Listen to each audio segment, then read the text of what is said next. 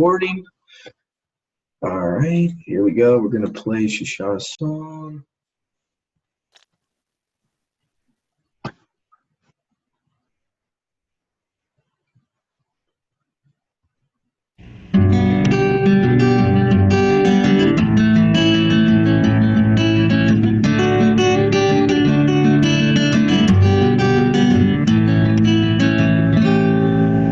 Are you teachable? Yahoo, I need to know. Are you reachable? Just how far are you willing to go? Are you humble? And are you teachable? Can you hear that still small voice in your head, showing us where we're missing the mark? Where we're missing the mark. Like a child, we must trust and obey Him, even as Noah did when he built a great ark. Noah was teachable. How about you? I need to know. Are you reachable? Just how far are you willing to go? Are you humble? And are you teachable? Read His Word, do all it says to do. If you want to live forever with Him, live forever with Him. And when you go astray, confess your sin. Even if all you did, then God will forgive them. David was teachable. How about you? I need to know. Are you reachable? Just how far are you willing to go? Are you humble? And are you teachable? For He resists the proud and puffed up man who says, look at me, see how great I am. But to this one will He look, the meek and unpretentious man, like grandfather Abraham. For he was teachable. How about you? I need to know. Are you reachable? Just how far are you willing to go? Are you humble? And are you teachable?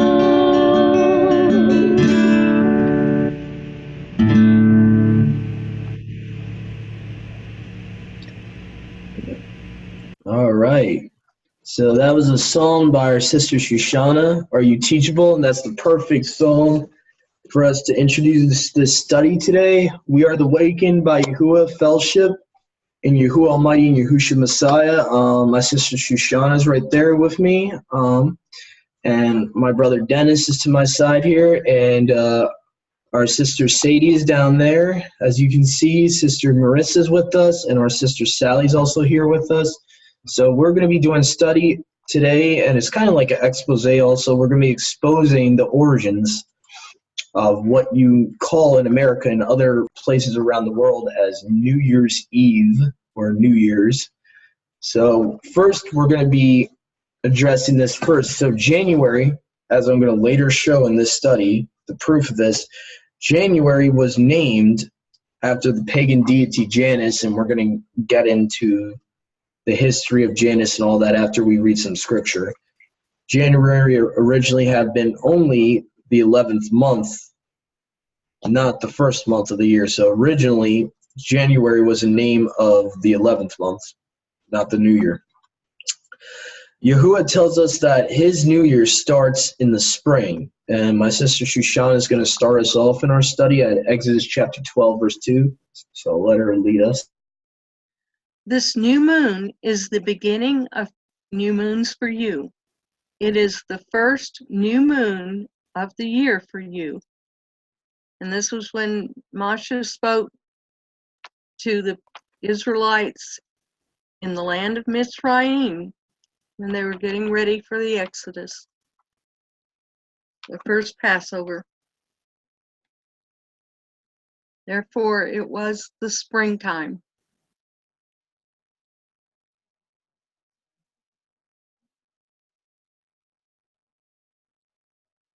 Yep. So first, as Shoshana just said, and she just read from Exodus 12:2, is the first is the beginning of all the months of the scriptural calendar. So you have the first month of the year here in Exodus 12:2, and he even reiterates in the second part of the verse in the Septuagint here. He says, "It is the first to you among the months of the year." So if you kind of didn't get the inclination, the first part of the verse, Masha reiterates there. So let's see here. Now we're going to go back to the study here, and the next one we have to read is Exodus 13:4, which I will read. So I'm going to go back into the eSword here. I'll be reading from the Brenton's English Septuagint, just for accuracy purposes here. So Exodus chapter 13, verse 4, which says, "For on this day, or this Yom, you go forth in the month of new grain." Now, a lot of people will say, well, it says corn there, but you have to understand, in the old British language, corn is a term for grain. It means grain, any type of grain. It doesn't just mean what we think corn means today. And we were kind of talking about this last night for Shabbat night when we talked about Yosef and all that. So we have to kind of understand that our English language is not the original English language used for the translations of the scriptures. From the 1600s, 1800s, 1500s, 1400s, they all used Old English, so we have to understand that.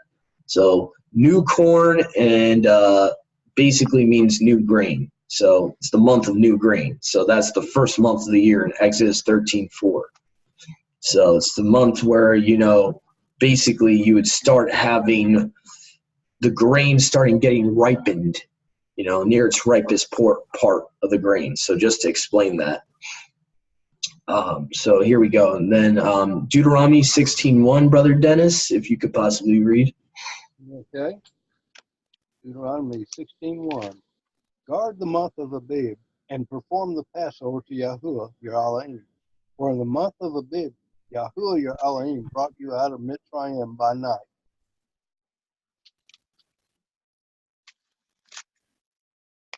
Okay.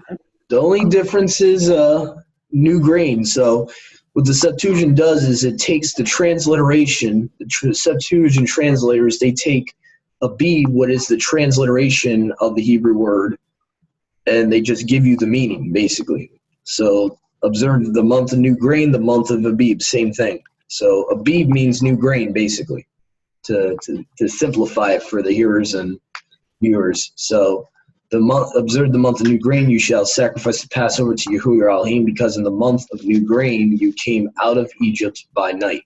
So, and actually the Complete Apostles Bible actually calls it new grain. So the newer version of the Septuagint actually gives you grain there. So that's just for a little witness there, anyone that needed like a second witness. So, so let's see here. We are on to who's next. We got Sister Marissa. We'll be reading Exodus 23:15. So I'm going to let her read. Okay. Guard the festival of Matzot. 7 days you eat unleavened bread, as I commanded you at the time appointed in the month of Abib. For in it you came out of Mizraim, and do not appear before me empty-handed. That was the Hallelujah Scriptures version.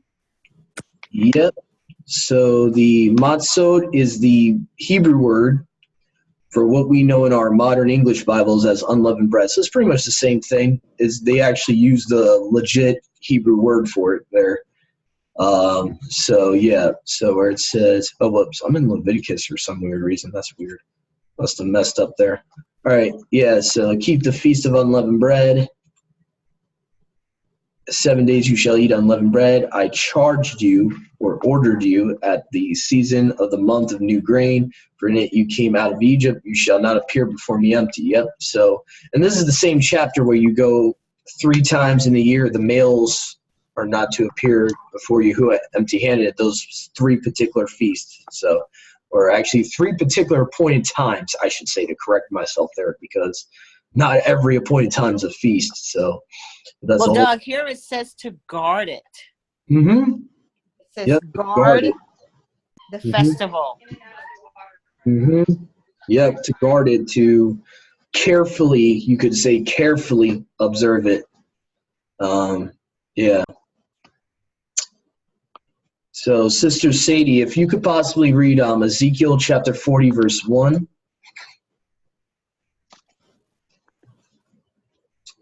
Sister Sadie, let's see here. I think you have yourself muted. Let me know, Sadie, if you can't read, I'll read for you.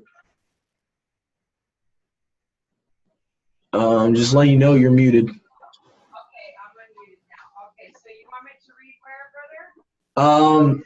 Ezekiel chapter 40, verse 1, and if possible, could you get a little closer to your phone? You're kind of sound a little far away there. Okay, let me get my, are you going to put it on the screen or you want me to get Yeah, I'll put it on the screen. Yeah. Okay, hold on. Here it comes. Is that better? Oh, sounds Much a lot better. A lot better. Yeah, perfect.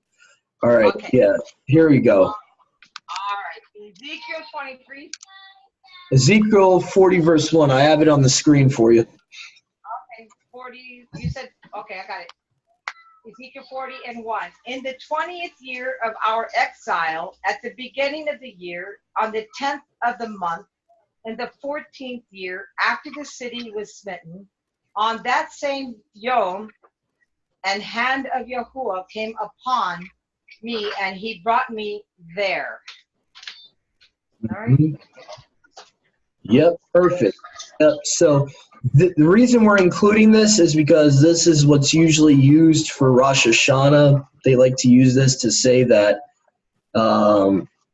that in the 10th month is I don't know how they try to use this, but they'll try to say that the New Year is in the it's not in Abib, that the true New Year is in whatever month they claim it's on in Rosh Hashanah. So they'll try to use Ezekiel 40 verse 1, but it really doesn't even tell you anything about the New Year. It just says it's the 10th of the month, whatever month they're in exile. Okay, in the 14th year after the city was destroyed, on the same day the hand of Yahuwah came upon me and brought me there. So really, at best, it's a strawman argument to use this for Rosh Hashanah, in my opinion. It's a very, you're kind of inserting your own definition into the text if you use this for Rosh Hashanah to try to support keeping the New Year in the 7th month. You're keeping it like 6 months late at the minimum. Okay, so anyway, moving on. Yahuwah's New Year is called Abib and was later, by man-made tradition, changed to Nisan after the Babylonian captivity. Now, what I've heard from many people is that Nisan possibly could have been pagan, just like Tammuz is pagan. That's what I've heard. I can't really clarify whether that's true or not, but that's the rumor that's out there right now. So I don't know. You might have to research it for yourselves. Research the word Nisan and see where it came from. As far as I know, what's been verified is it's Babylonian of origin. And Abib, as Sister Shoshana and our brothers and sisters read before from Exodus, it's called Abib, not Nisan. So Nisan was later. It was later changed to Nisan by man. That we know for a fact. So Scripture prophesied that the beast, aka the last anti-Messiah, the anti-Messiah of Revelations, would think to change times and law. So Sister Shoshana, if you could read Daniel chapter 7, verse 23. Okay. By the way, I'm using the scriptures. I forgot to make a note of that. Oh, yeah, perfect. All right. Let's see here. Okay. Daniel 7:23. This is what he said. The fourth beast is the fourth rain on the earth, which is different from all other rains, and it devours all the earth, it tramples it down, and crushes it. Mm-hmm. Yeah, my bad. Actually, read verse 25. I think I messed up. That was my fault. Read verse 25. That's the one I actually wanted to. Oh, You Yeah. said 23. Okay. Yeah, I messed up. And it speaks words against the Most High, and it wears out the set apart ones of the Most High. And it intends to change appointed times and law. And they are given into its hand for a time and times and half a time. But yeah, I believe this is a fulfillment of prophecy, why we have the wrong New Year in the Gregorian calendar. Constantine also changing Passover observance for believers in the Roman Empire to Easter, literally replacing Passover with Easter, and so many other things that happened to the calendar. It's gotten so bad that it's almost hard to even know for sure what exactly Yahuwah's calendar was. That's why there's a calendar situation with the body of Messiah. So I believe Satan has done that through Constantine, through Antiochus Epiphanes, and many other past anti-messiahs. And I think this is going to even happen in the end times, where he's going to actually forcefully try to change times and laws, where, Sunday law is going to come into effect and all that. Can't keep the Sabbath anymore, which Antiochus Epiphanes did, forcefully kill people that were trying to keep the Torah in the Maccabean period. So, yeah. That's why I wanted to include Daniel 7:25, which Sister Shoshana just read. So I believe New Year's Eve day, whatever you want to call it, Janus Day, as I would call it, was implemented for the beast to try to change times and laws to get us off of Yahuwah's calendar, in my opinion.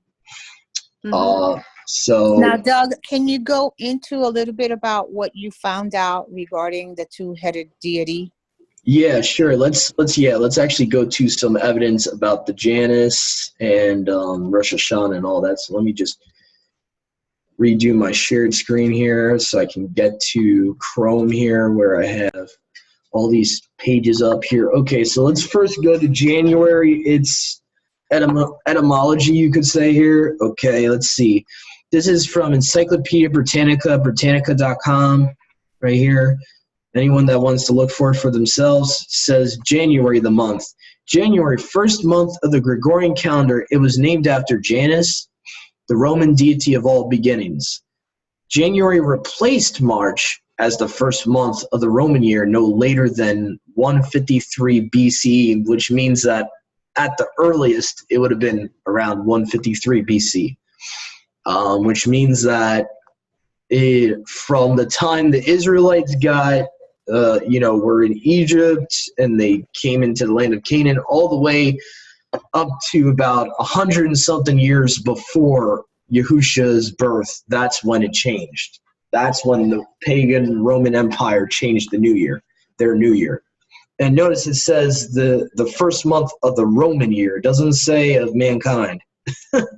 So this is something to keep in mind too. So we've kind of adopted Roman's calendar, the Gregorian calendar, as a believer's calendar. That's something we should kind of keep in mind. Unfortunately, what has happened is that we've adopted a pagan calendar. Let's see. It says, and I also have for etymologydictionary.com, so etymolonline.com for Janus, ancient italic deity, to the Romans, the guardian, deity of portals, doors, and gates, patron of beginnings and endings, which I believe is kind of weird because we know Yahuwah and Yahusha are the Aleph and Tav, so kind of sounds like someone's trying to replace them. From Latin, Janus, literally gate, arched passageway. So you have the arches of Baal all over the world that were being put up. Yeah, so that probably goes back to Janus. Perhaps the pi root ei to go. Cognate Sanskrit yana, path. Old Church Slavonic jado, to travel. He is shown as having two faces, one in the front, the other in the back. They may represent sunrise and sunset and reflect an original role as a solar deity. So this goes back to sun worship.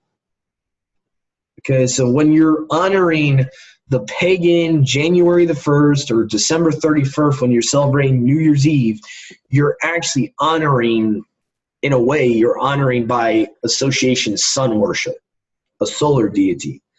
Okay, his temple in Rome was closed only in times of peace. So it seems like this guy might have been connected also to like a deity of war, possibly very closely associated with maybe Mars of the Romans. So his gates would only be closed at times of peace, which is kind of interesting. So let me see here. Is there any other stuff we have here? Trying to think here. I think that's pretty much it. I could also go to Wikipedia. I think it has some images of him. So this is the third source here. I had etymologyonline.com, Encyclopedia Britannica. This is my third source, 2 or 3 witnesses here. Wikipedia, it says, in ancient Rome religion and myth, Janus, the deity of beginnings, gates, transitions, time, duality. Okay, so remember Freemasonry, black and the white, duality. Doorways, passageways, endings. He is usually depicted as having 2 faces right here. Right there. Right Now, there. Doug, do you have the free version of the Encyclopedia Britannica? I have the website. I pretty much just read that off of their website, like the actual Encyclopedia Britannica. I don't have their actual encyclopedia. I don't think they offer a free one. They have it on their website where you can search their actual encyclopedia. It's like a website version of the encyclopedia. Right, but they don't give you like the whole. Nah. Yeah, you have to pay. It's like $75 for the year, but you get 7 days free. But yeah, I would online. Yeah, for that I would actually prefer a physical version if I got to pay that much. I would rather just own it like a book version of it, just so because for that much I might as well have the book. But I figured that out a while ago that they only give you like a portion of the article and you gotta like pay for the rest of it, which is ridiculous. But yeah. So encyclopedia is completely free though, from what I'm reading from. It says, it is conventionally thought that the month of January is named for Janus, okay, yada yada. Janus presided over the beginning and ending of conflict, meaning war. So again, there's probably a connection to Mars here from Roman religion. And hence war and peace. The gates of a building in Rome named after him, not a temple as it is often called, but an open and clear, okay, yada yada. Janus had no special priests, so it starts talking about the rituals and stuff like that. But supposedly Janus was like the patron deity of them too. His dad was Uranus, who actually was known as the deity of heaven in their religion. So if you actually research Janus, you'll find out that pretty much, he's very related to Nimrod. He probably was Horus or Tammuz, Janus, at one point, because if you research Uranus, we go to Uranus really quick, his dad, let's see, where's his dad? Parents. It says non-primordial deity, so that's weird. It's saying that he doesn't have parents. Anyway, I researched that supposedly Uranus is his dad, and Uranus was the deity of the sky, heaven, and all of that. So, it goes back to like the whole Nimrod Tammuz thing. So, but anyway, that's as much as I have on Janus. You can even go to Merriam-Webster-Dictionary.com, and they'll give you the same information. He's a deity of gateways, portals, beginning and ending. So he presided over war, the beginning and ending of war. So as I just said, so now we're going to transition to also another false new year that I kind of want to give some information on. It was a lot harder to find some literal information on. So here we go. Since we only got 5 minutes left in this recording, I'm going to try to just fast forward to the rabbinical part that shows you this is just man-made tradition. Rosh Hashanah has nothing to do with scripture. This is from myjewishlearning.com, so this is a Jewish website. And I'll leave the link in the description of the video for you to look for it yourself. It says this question was not answered. So basically the question is, where does this whole tradition come from? Or where does the observance of keeping the new year in the 7th month instead of the 1st month come from? That's what they're talking about here in context. This question was not really answered until the rabbinic period, the Mishnah, which is basically the oral law, is also known as the tradition of the elders and all that. A compilation of rabbinic discussions that was codified around 200 AD. CE. Yep. Well, CE that's like another, I think that's like another reckoning for, Common Era or AD. Some people reckon CE as the same thing. So, basically 200 years probably like in the 1st century CE or AD. So, way after the scriptures were written. So, and this is in a rabbinical source. It says, lists a grand total of 4 years in each Jewish year. So now they're telling you from this rabbinical source, they actually kept 4 New Years in 1 year. The first is the New Year of Kings at the beginning of Abib, which is nowhere mentioned in the scripture to do that. It was as of this late that the regnal years of the Jewish rulers were to be reckoned. In addition, the day also serves as the New Year of festivals, not mentioned in scripture either. Hence, many books on the Jewish holidays begin their discussions with Passover. Okay. The first festival year of the year, Passover is, not these other New Years. The second is the New Year for the tithing of cattle. Wow. That's another one they added. Of Elul, the 6th month. So now they have a New Year in the 6th month, not just the 7th month. Rabbis, Eleazar, Simon dated this to the beginning of Tishrei. The third is the civil New Year of Tishrei. So now they're telling you they have 3 New Years in the Talmud. So now, so far we've already went through 3 of them in this paragraph here, which eventually also became the religious observed as of planting and of vegetables. The 4th is the New Year of trees. Wow, oh my, what is this guy I worship here? Like, what's going on here? The New Year of trees at the beginning of Shavat, the 11th month. So now they're keeping an extra New Year in the 11th month. This is crazy. Although the tradition of the house of Hillel, which is kind of funny, kind of almost sounds like the actual name in Isaiah 14:12 that people ascribe to Satan. So that's kind of interesting. The tradition of the house of Hillel eventually became predominant, which began this new year on the 15th day of the month, gave us the minor holiday of Tu B'Shvat, the 15th day of Shavat. So in conclusion, this paragraph from the actual rabbinic source is letting you know there's no scriptural precedence for any of these New Years. They're literally, it's coming out of their behind. They're just making this stuff up. So, and by the way, Hillel is the man who set up the whole Jewish calendar, which is off. It's based on the dark moon instead of the sighted moon. It's always off. Wow. Never knew that he was the one that did that. Wow. Yes. Okay, let's see if there's anything else more talking about this. The Mishnah, again, which is the oral law, as it was earlier stated, continues by referring to Rosh Hashanah as the day upon which all creatures stand in judgment before Yahuwah. Okay, nowhere in Scripture does it say that the New Year is, because Rosh Hashanah, the Hebrew phrase Rosh Hashanah actually means beginning of year or turning of the year. So the New Year is not the judgment seat before Messiah and before Yahuwah. So again, they're making up a lot of this stuff. A lot of this is man-made tradition. Look, it even says later on, a commentary on the Mishnah that dates around 500 CE, Common Era, Babylonian Talmud, puts in parentheses, according to this tradition, Yahuwah opens 3 books on Rosh Hashanah. So again, this is all Talmudic. This is all Mishnah and stuff like this. This is not from Scripture. It's not from the Bible. So that's just another reason it's made up. Yeah, it's made up. Another reason not to celebrate is because it's not mandated by the Father. It was made by people who wrote the Talmud. Oh yes, hi. How you doing? Yep.